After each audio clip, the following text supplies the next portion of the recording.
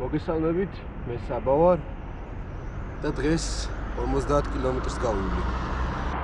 როგორია ჩემი მარშრუტი? ლოტკინიდან მივდივარ დუშეთში, კონკრეტულად სოფელ ახალ ოსებში.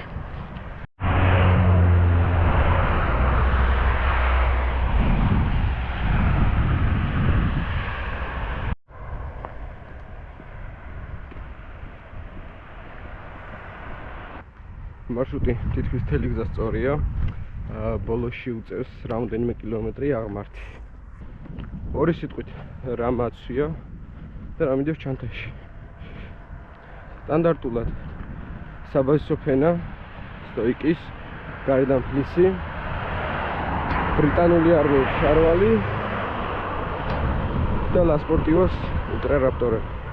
ზურგზე ილბე, სალაშქრო ჯოხები, საძილე ტომარა, ცოტა საჭმელი წყალი, პირველი დახმარების ნაკრები და საწვიმრები, ზედა ქვედა. ეგ არის და ეგ. და წვრილმანი რაღაცეები. ვეცადე, რაც შეიძლება მსუბუქად წამოსულიყავი. ჩანთის წონა ალბათ 12-13 კილოგრამი იქნება დაახლოებით. სოფელში რამდენიმე დღით ვაპირებ გაჩერებას.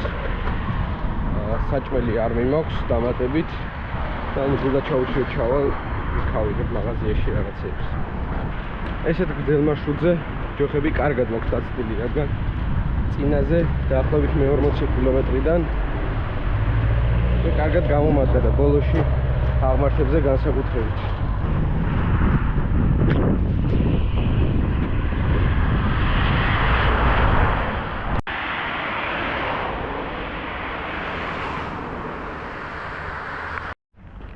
წინაზე დაახლოებით 14 საათი დამჭირდა.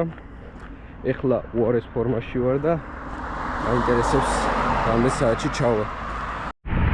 დაწყებიდან საათნახევარია გასული. თემქაზე ჩამოვედი ეხლა და რამდენი კილომეტრი მაქვს გავლილი არ ვიცი, არ მაქვს დანიშნული.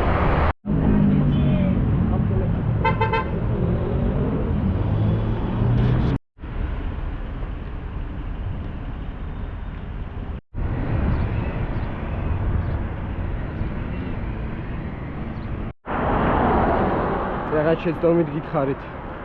ავჭალიდან უკვე ჯოხებით მოვიდიოდ.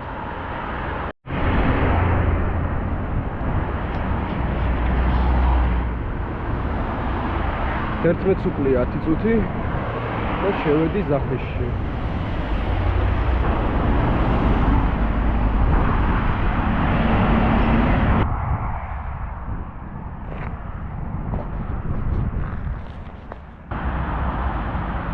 ნახევარია, ჯვართან მოვედი, ცოტა ხანს დავისვენებ, საჭმელს შევჭამ და გავაგზავნებ გზას.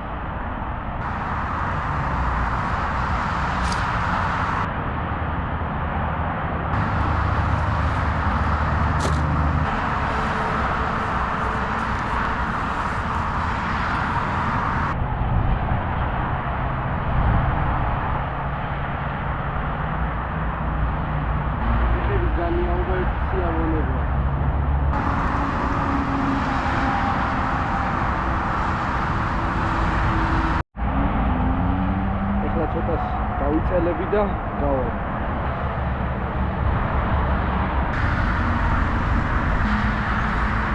ეხლა 5 წუთი დავისვენე და ეხლა გავაგზავნე მოძრაობა.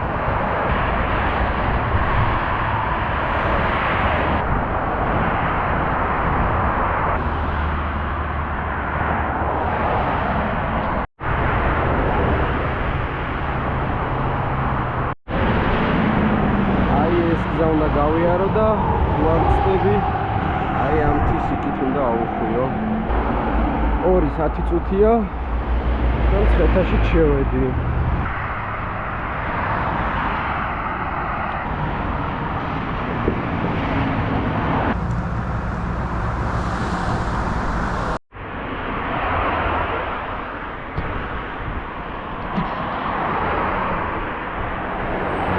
ორი საათი ნაკახტარი.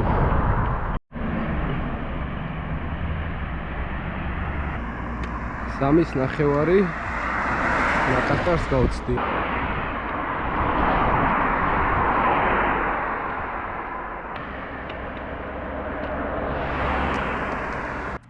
სადღაც მისაქციალის ბოლოსკენ ვარ და უკვე ვატყობ, რომ ფეხები ნელ-ნელა უფრო და უფრო სუდება. და ტკივილიც იმატებს, ამიტომ ჯობს რომ წინდები შევცვალო. ახლა გამოვიცვი წინდებს და გავაგრძელებ მოძრაობას.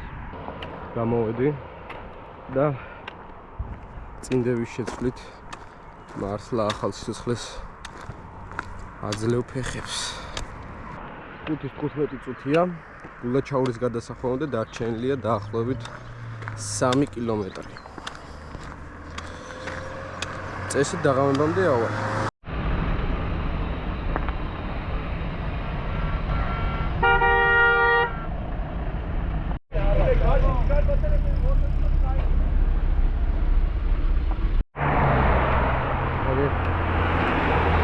ტრაილერების სადგომამდე იყო 6 საცხოვრიდან. რატომ მიზეზი ჩემთვის უცნობია. განთავისუფლდა გზა. დუშეთი.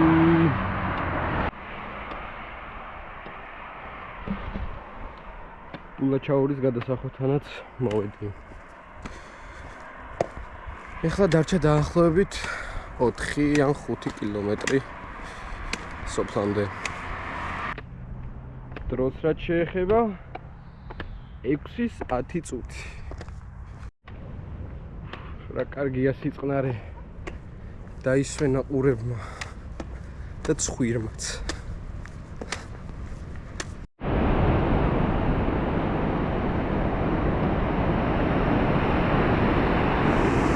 არაგვი ძალიან არის ადიდებული. მაღაზიაში შევედი, რაღაცები საჭმელი და წყალი ვიყიდე. ალბათ 1-3 კილო დაემატა კიდე ჩანთას და წავედი ახლა ზემოთ.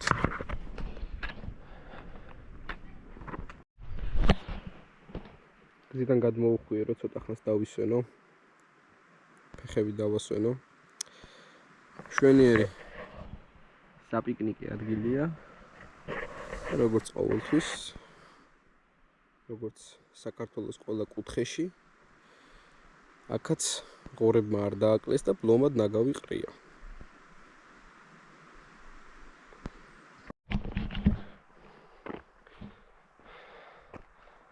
ლაფანანტკარი, ახალი ოსები. ქერიანტკარი 2 კილომეტრი წერია აქ და იქიდან ალბათ 1 კილომეტრი ნახევარშია ახალი ოსები. დროს რაც შეეხება 7:25 წუთი. ნახოთ, ალბათ 1 საათი ნახევარი მაინც დამჭირდება. ასასვლელად. ამ ხევში წყალი არ მოდის ხოლმე. ალბათ წვიმების შედეგად წამოვიდა. ხანდახან ესეც იცის ხოლმე. გონია რომ ფეხი ბიგტკივა და აღარ შეგიძლია, მაგრამ უცებ სირბილი მოგინდება.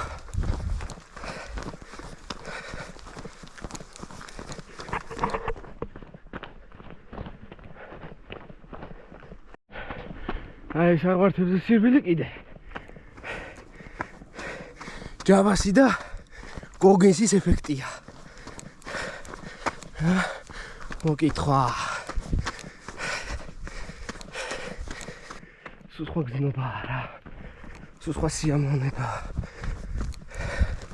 რო გონია რომ აღარ შეგიძლია და ბოლოს უკვე სირბილს რო იწყებ. ესეც ქერიანტკარი.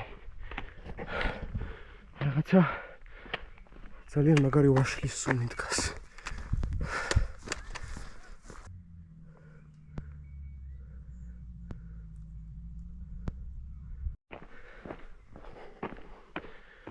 სახლთანაც მოვედი.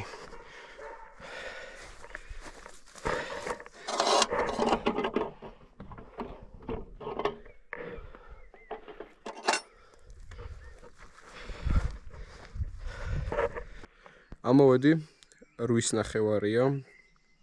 სახლში შევედი უკვე, დავალაგე ნივთები. დღეს ღუმელის ზანთებას ნახლა დავაპირებ, საძილე მოხ წამოღებული და იმაში დავიწინე. შეჯამებით კი ხვალ დილას შევაჯამებ დღევანდელ გასვლას.